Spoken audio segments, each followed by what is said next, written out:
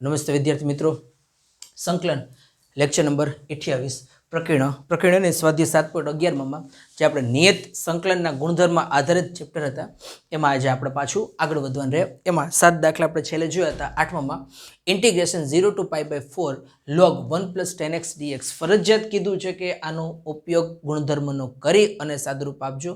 તો નિયત સંકલનના ગુણધર્મનો ઉપયોગ કરીને જ આમાં જશું. તો કે 0 to pi by 4 તો આપણું 0 to a વાળો જે ગુણધર્મ હતો એ જ ગુણધર્મનો ઉપયોગ કરી અને તમને લખી દો. પહેલી વખત છે આજના દિવસનો એટલે ખ્યાલ આવે. Integration 0 to a or a to b ગમે એ લખો, બે એક સરખું જતું. f of x dx બરાબર integration a to b f of a plus b minus x dx. ટૂંકમાં બેયનો સરવાળો કરો. અપર લિમિટ અને અપર લિમિટ અને લોઅર લિમિટમાંથી આપેલું વિધેય ચલ જે આપ્યો એ બાદ કરો તો એ બેની કિંમત સરખી રહે છે. તો એ ગુણધર્મનો ઉપયોગ કરીએ. આને હું આ કહી દઉં છું. તો આની જગ્યાએ ઇન્સ્ટેડ ઓફ ધીસ આની જગ્યાએ લખાય 0 to pi by 4 log 1 plus 10. જે કાંઈ ચેન્જીસ થાય એક્સની અંદર થાય, 1ની અંદર નહીં, 10ની અંદર નહીં, આ એક્સની અંદર. એક્સની જગ્યાએ લખાય અપર લિમિટ પ્લસ લોઅર લિમિટનો સરવાળો. એટલે અહીંયા પાઈ બાય 4 પ્લસ 0 એટલે લખું પાઈ બાય 4 માંથી જે એક્સ આપ્યો એ કટ કરવાનો તો માઇનસ એક્સ. ઓકે, આ ડીએક્સ ખ્યાલ આવી ગયો ને કે આનો યુઝ કરીએ છીએ. મૂકીએ અહીંયા સાદુરૂપમાં integration of 0 to pi by 4 log 1 plus આ 10 આલ્ફા માઇનસ બીટાનું સૂત્ર મળી ગયું. એની જગ્યાએ લખાય 10 આલ્ફા માઇનસ 10 બીટા ના છેદમાં 1 પ્લસ 10 આલ્ફા ઇન્ટુ 10 બીટા. અલગથી મારે ક્યાંય સૂત્ર લખવાની જરૂર નથી. મારા ખ્યાલથી આ વસ્તુ આપણા મગજમાં હોવી જોઈએ.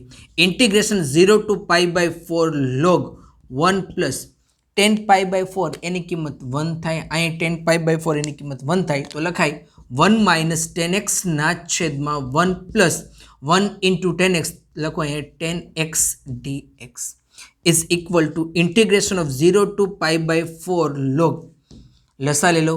લસા નીકળશે 1 પ્લસ 10x.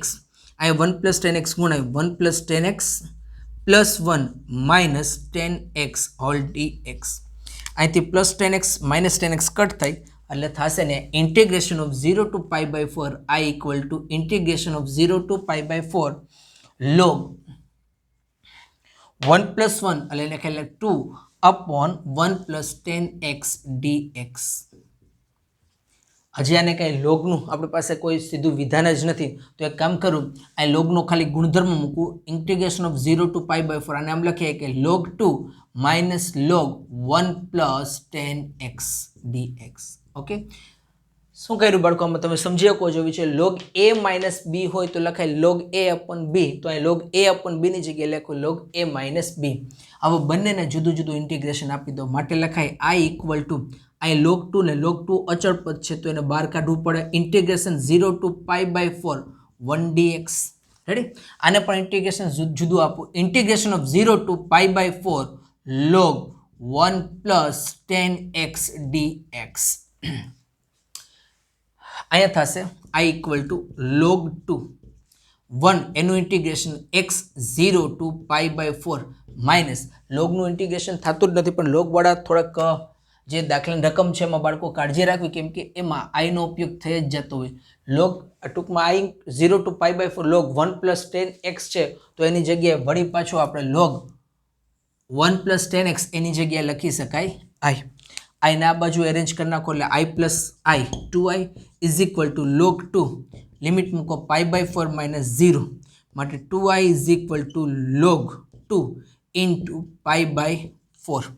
અહીંથી 2 અને 2 કટ કરી નાખાય એટલે બધે i equal two log 2 into pi by 2. આ થશે તમારો ફાઇનલ આન્સર.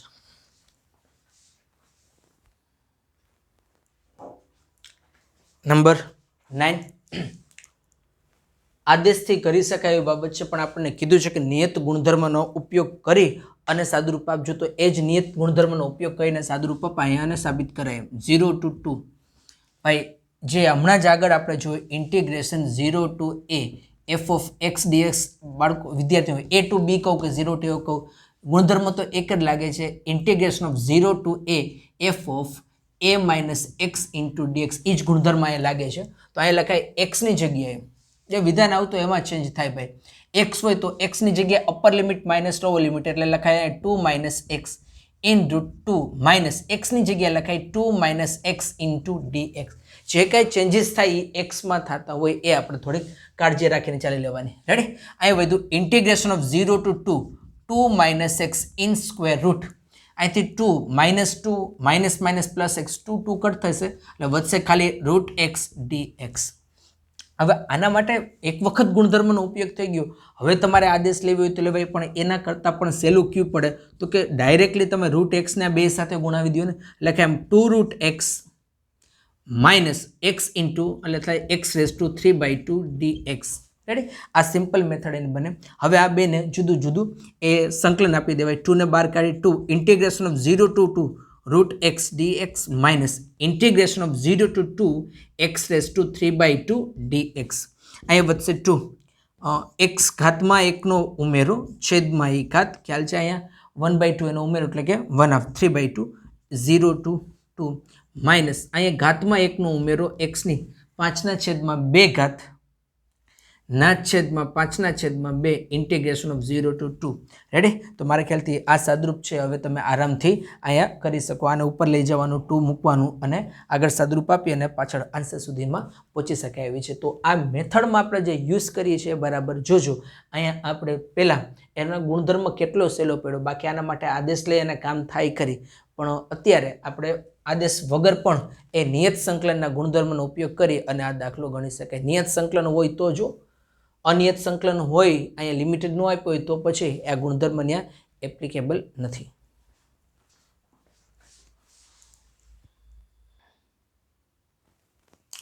સારું, એના પછીનો વિદ્યાર્થીઓ એ નંબર 10. આમ તો ખાસ આવા લોગવાળા દાખલા છે ને એ મારું તો એટ્રેક્શન છે જ, પણ બોર્ડની એક્ઝામમાં પણ એ સંકલનમાં લોગવાળા દાખલા છે એ પૂછવામાં થોડીક ટકાવારી છે એની વધારે હોય. તો આવા દાખલા આઈએમપી સમજી અને થોડીક ગણતરીમાં કાળજી રાખવી. અત્યારે પણ જ્યારે આપણે પ્રેક્ટિસ કરતા હોય ત્યારે લોગવાળા દાખલાને થોડાક વધારે વખત ગણી લેવાના. એના પછી નંબર 10માં કીધું છે integration of 0 to π/2 2 log sin x minus log sin 2x dx. Okay, ગુણધર્મનો સીધો ઉપયોગ થતો નથી, અથવા અલબત્ત અત્યારે આપણે કરવો નથી એમ કહું છું. પહેલાં થોડુંક સિમ્પ્લિફિકેશન આપી અને પછી ગુણધર્મનો ઉપયોગ કરી. અહીંયા integration of 0 to π/2 2 log sin x ભલે એમ નંબર માઇનસ અહીંયા sin 2x છે તો sin 2x ની જગ્યાએ એ સૂત્ર મૂકી દઉં sin 2θ નું, એ લખાય 2 sin x into cos x. Ready? ખાલી પહેલા સ્ટેપમાં એનું સૂત્ર મૂકું. આગળ સાદરૂપ આપીએ. Integration of 0 to π/2 2 log sin x minus લોગનો ગુણધર્મ આપીએ. લોગ આ ત્રણેય 2 sin x અને cos x ગુણાકારમાં છે, તો જો લોગ એ ત્રણેયને આપું તો એ ગુણાકારમાંથી સરવાળામાં કન્વર્ટ થઈ જાય. એટલે લખું છું આમ log 2 plus log sin x plus log cos x dx. Okay, integration of 0 to π/2 2 log sin x, અંદર માઇનસની સાઇન આપીએ બધાને એટલે લખાય minus log 2 minus log sin x minus log cos x dx. જો છે આ 2 વખત log sin x છે, આ 1 વખત log sin x છે. 2 ટાઈમ્સમાંથી 1 વખતથી કટ થાય તો વધે 0 to π/2 લખાઈને log sin x, આ પદને પછી લખું આમ log cos x અને છેલ્લે લખું માઇનસ log 2 dx.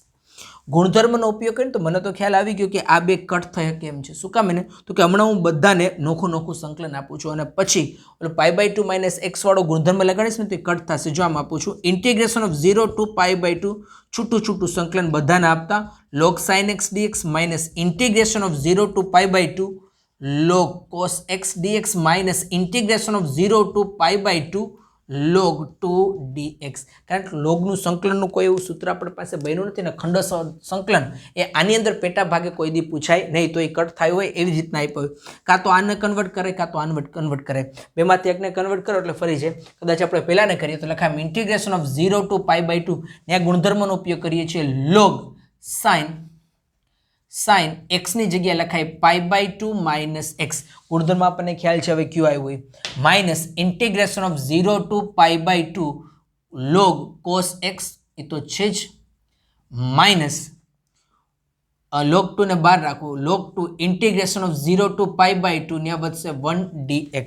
ઓકે, સારું ચાલો integration of 0 to pi by 2 log એ સાઇન પાઈ બાય 2 માઇનસ 1 પ્રથમ ચરણ પ્રથમમાં બધા વિધેયનો ધન પાઈ બાય 2 એટલે કન્વર્ટ થાય સાઇન પાઈ બાય 2 માઇનસ એક્સની જગ્યાએ લખાય log cos x minus integration of 0 to pi by 2 log cos x મેં તમને જે વાત કરી હતી ત્યાં પહોંચી ગયા એક પોઝિટિવ આવ્યું એક નેગેટિવ આવ્યું કટ થાય અહીં લોગ 2 1નું ઇન્ટિગ્રેશન આપી દઉં લખાઈને એક્સ અહીં લખાય 0 to pi by 2 plus C કેમ કે આ બે કટ થવાના છે રેડી એટલે ફાઇનલી વધશે માઇનસ લોગ 2 એક્સની જગ્યાએ લખી શકાય એક્સની જગ્યાએ આપણે ઉતારી લખી શકાય પાઈ બાય 2 માઇનસ 0 એટલે ફાઇનલ જવાબ તમારો થશે minus pi by 2 into log that's your final answer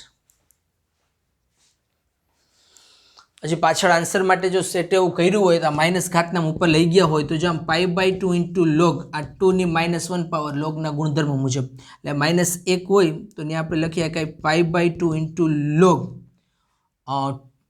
2ની ઉપર -1 ઘાત એના તમે આમ પણ લખી શકો 1/2 રેડી એ જે કંઈ ઓપ્શન આપ્યો હોય તો એના માટે વિચારણા છે બાકી તમે અહીંયા સુધી પહોંચી જાઓ તો એ પણ તમારો ફાઇનલ આન્સર રહે